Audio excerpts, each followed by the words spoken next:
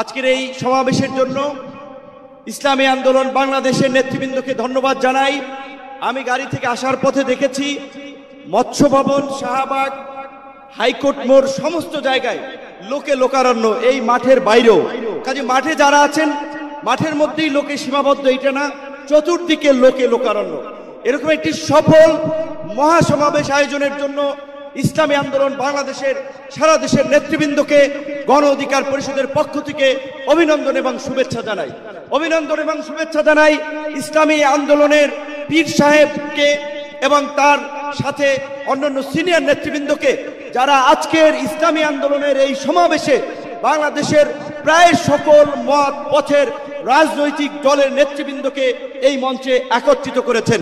এবং আজকের এই সমাবেশ অত্যন্ত সময়োপযোগী এবং কার্যকর বিষয়ের উপরে ভিত্তি করে নির্ধারণ করা হয়েছে। আপনারা জানেন বাংলাদেশের 24-এর গণ অভ্যুত্থান পরবর্তী রাষ্ট্র সংস্কারের যে জন আকাঙ্ক্ষা তৈরি হয়েছে, শাসনতান্ত্রিক ব্যবস্থার পরিবর্তনের যে রাজনৈতিক এবং জন আকাঙ্ক্ষা তৈরি হয়েছে, সেই আনুপাতিক হারে নির্বাচনের দাবিতে আজকে বোধহয় কয়েকটি দল ব্যতীত সব দলই কিন্তু এই মঞ্চে ইতিমধ্যে হাজির হয়ে এই সংখ্যানুপাতিক নির্বাচনের পক্ষে তাদের দলীয় সমর্থন ব্যক্ত করেছে।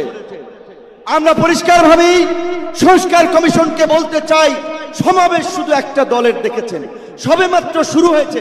ইসলামী আন্দোলন আজকে করেছে, 19 তারিখ জামাত করবে, তারপরে গণ অধিকার পরিষদ করবে।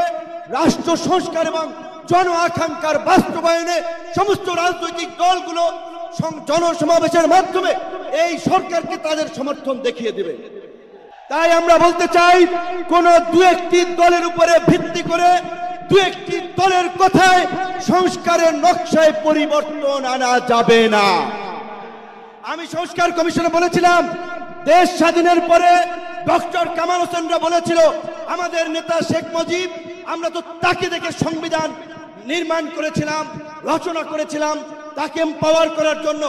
আজকে সংস্কার কমিশনকে বারবার আমরা বলতে চাই, দু একটি দলকে প্রাধান্য দিয়ে বেশিরভাগ জনগণের আকাঙ্ক্ষার বিপরীতে গিয়ে কোন সিদ্ধান্ত বাস্তবায়নের দুঃসাহস দেখাবেন না। আনুপাতিক হারে নির্বাচন হলে সমস্যাটা কি? কোনো সমস্যা নাই। প্রধানমন্ত্রীর মেয়াদ 10 বছরের বেশি না থাকলে সমস্যা কি?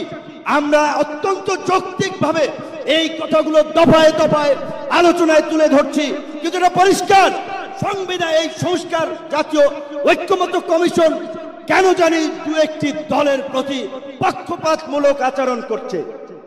এই পিয়ার পদ্ধতি তাদের এজেন্ডাই বাদ দিয়ে তারা ঘুরাই দিল।